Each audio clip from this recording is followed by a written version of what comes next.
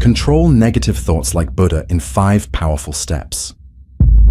How do you take control of your negative thoughts?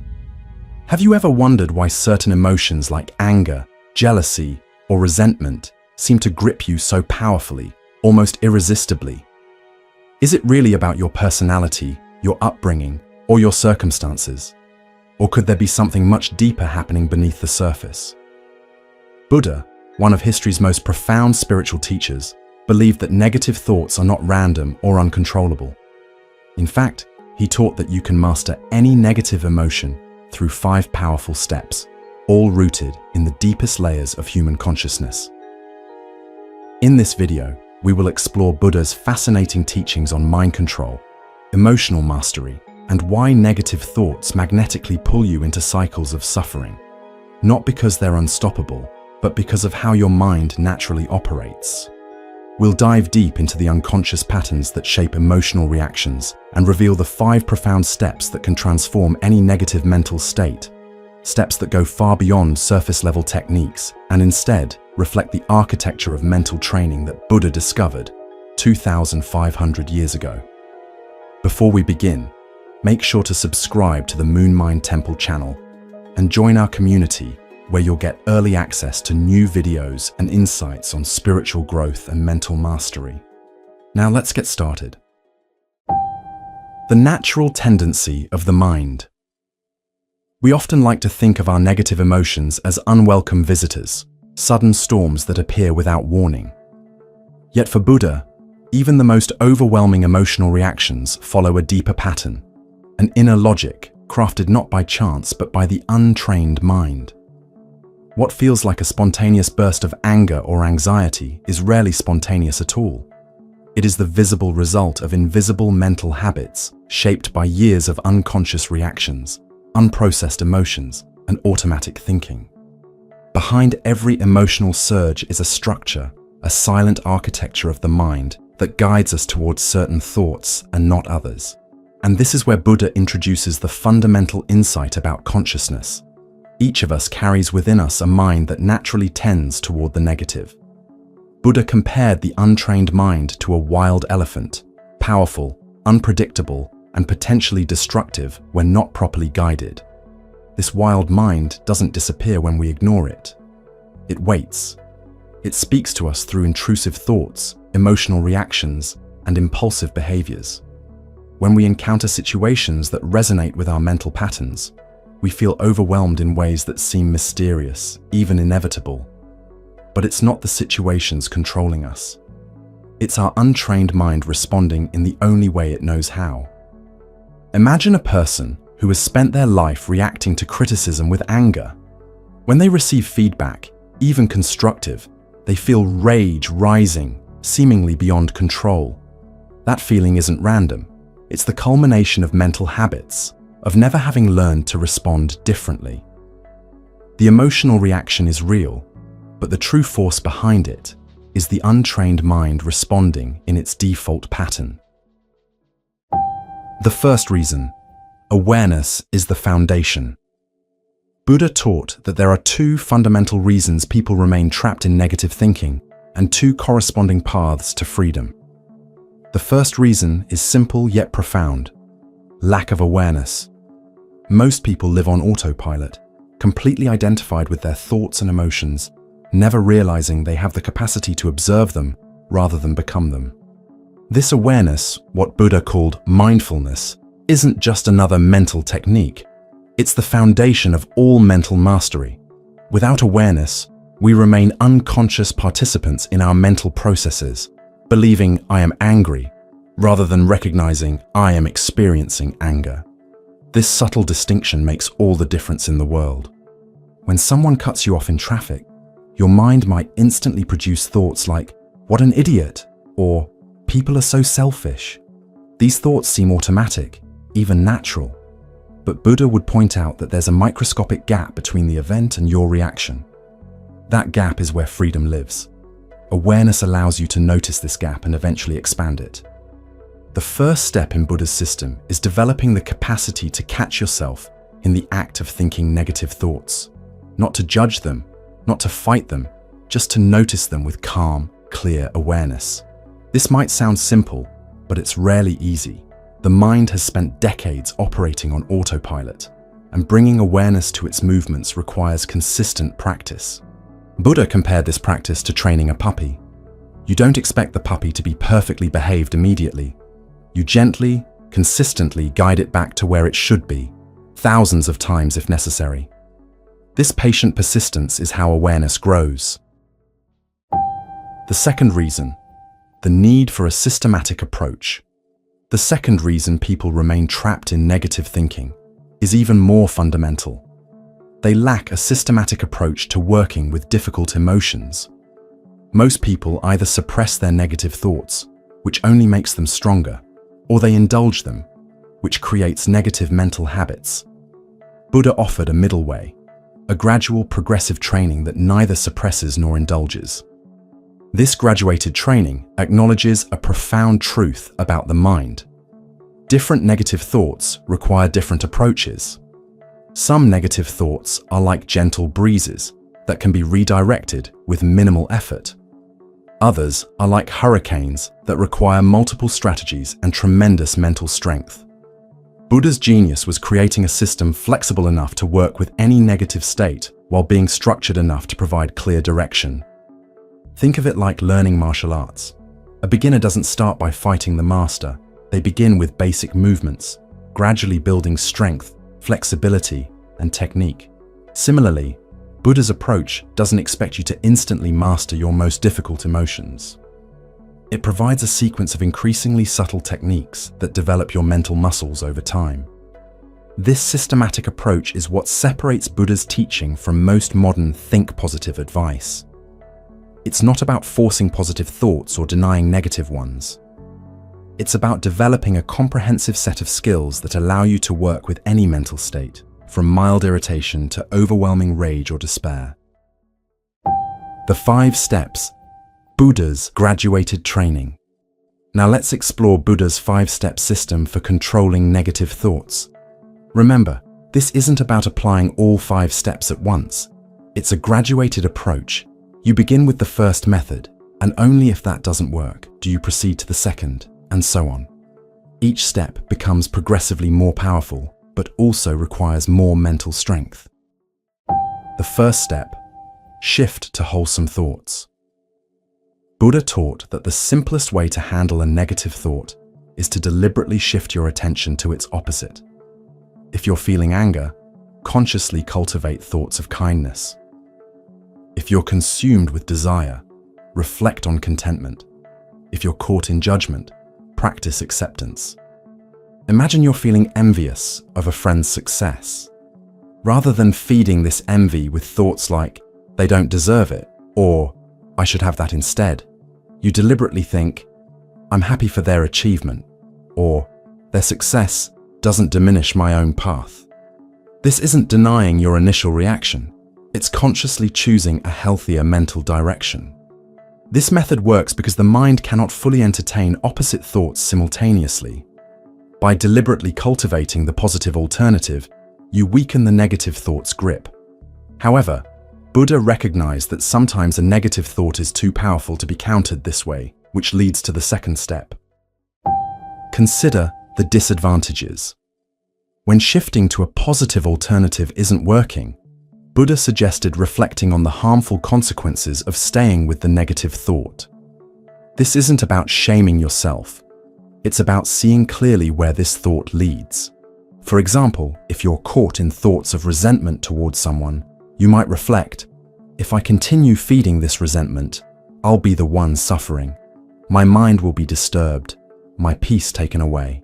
This resentment will likely lead to words or actions I'll regret.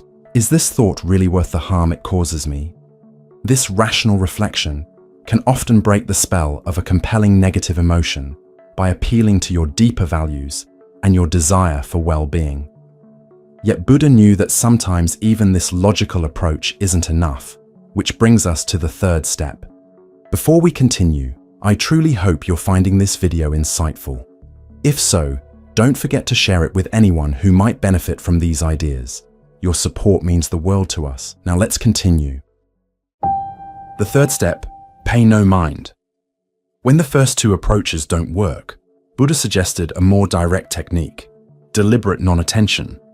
This doesn't mean suppression. It means consciously choosing not to engage with the thought, the way you might choose not to engage with a pushy salesperson. Buddha compared this to a person with good eyesight who simply closes their eyes or looks away when confronted with disturbing images. You acknowledge the thought is there, but you don't give it your attention.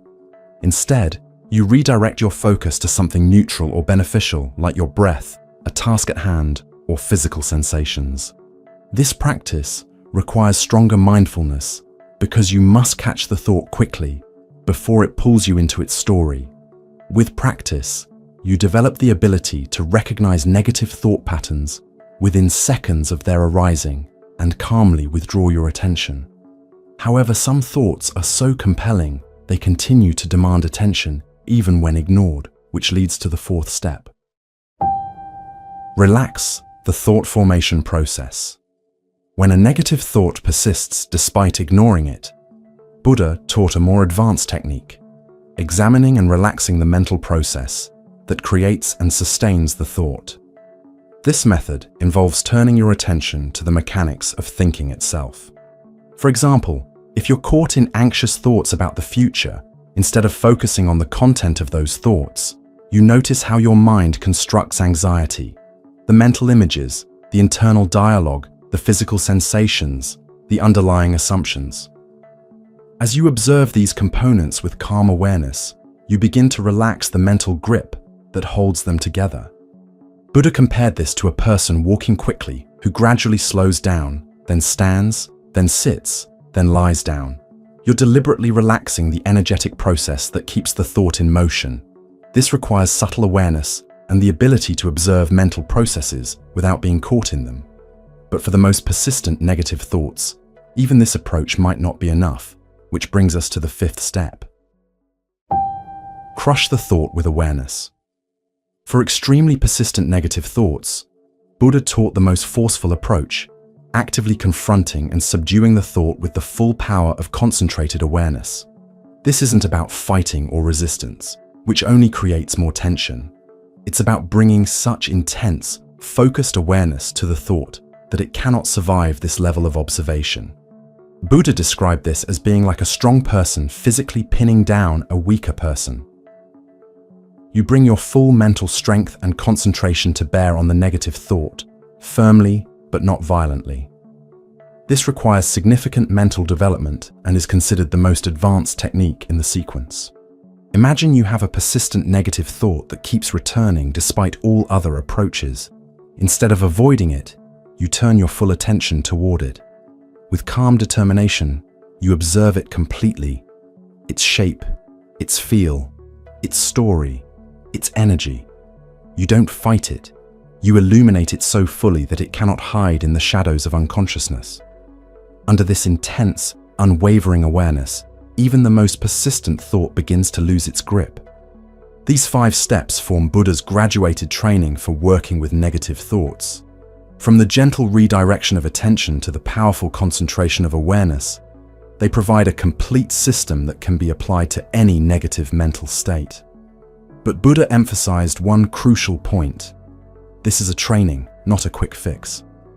Just as a musician must practice scales before playing concertos, you must develop these mental skills gradually, starting with simpler challenges before facing your most difficult emotions.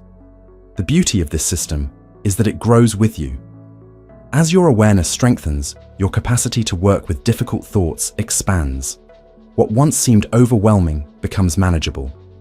The mind that once seemed wild and uncontrollable gradually becomes your ally rather than your master. The transformation, beyond controlling thoughts. Despite the power and effectiveness of these 5 steps, Buddha did not see them merely as techniques for feeling better. He viewed them as tools of transformation, paths to profound insight about the nature of mind itself. Every negative thought you work with becomes not just an emotional challenge, but a doorway to understanding. Each time you successfully apply these steps, you're not just controlling a negative thought, you're rewiring your brain, creating new neural pathways, establishing healthier mental habits. What begins as deliberate practice eventually becomes your natural way of being. The gap between stimulus and response grows wider, your awareness becomes clearer, and your freedom from reactive patterns increases. But there's an even deeper dimension to Buddha's teaching. As you practice these methods consistently, you begin to see something profound about the nature of thoughts themselves. You discover that thoughts are not solid things, but fleeting processes. They appear, change, and dissolve like clouds in the sky. They have no permanent substance or inherent reality. This insight strikes at the root of why negative thoughts cause suffering in the first place. We suffer not just because thoughts are negative, but because we believe they are our thoughts, that they represent reality, that they define who we are. Buddha's training gradually reveals the insubstantial, impersonal nature of thinking itself. Some people come to this practice seeking relief from specific negative emotions. Others come to find inner peace or improve their relationships. Still others come seeking spiritual insight or enlightenment. Buddha taught that all these motivations are valid starting points, and the practice itself will reveal what each person truly needs. These methods can be applied to everyday challenges like managing stress or improving focus. They can help with deeper emotional wounds like trauma or grief. And they can ultimately lead to the most profound transformation, the realization of your own intrinsic freedom, your capacity to be present with any experience without being controlled by it. These are not just ancient techniques preserved for historical interest. They have been validated by modern neuroscience, psychology, and the lived experience of millions of practitioners across cultures and centuries. They work because they address the fundamental nature of mind itself, not just its surface expressions. So why do negative thoughts have such power over people? Because they either don't know how to work with their mind, or they haven't developed a systematic approach to training it. And the same is true for you. You may have been caught in negative thinking patterns not because there's something wrong with you, but because you haven't yet learned how to become the master of your own mind. But if you don't recognize these patterns and learn these skills, you risk staying trapped, reacting to the same triggers, repeating the same emotional cycles, chasing the same temporary solutions. You might believe you're unlucky or flawed when in fact your mind is simply operating according to its conditioning, waiting for you to take the reins. Buddha would say the answer is awareness and consistent practice. Once you understand how thoughts arise and how to work with them skillfully, you stop being controlled by mental states. You start becoming their master. And from that place, life transforms. It's no longer governed by reactivity or avoidance. It becomes spacious, present, and free. Because in the end, the deepest peace isn't about having only positive thoughts. It's about developing a relationship with your mind where no thought, positive or negative, controls you. You don't just control negative thoughts. You discover the part of yourself that exists beyond all thinking. So the next time a negative thought arises, remember Buddha's graduated approach. Start with the first step and only proceed to the next if needed. Be patient with yourself, knowing that you're rewiring patterns that may have existed for decades. With consistent practice, what once seemed impossible becomes natural. The wild elephant of your mind becomes a powerful ally on your journey. If this video made you reflect on your own experiences with negative thoughts and mental mastery, share your thoughts in the comments. I'd love to hear your perspective. And don't forget to subscribe to Moon Mind Temple for more deep, thought-provoking content about psychology, spirituality, and the inner world. Until next time, may your practice be steady and your awareness clear.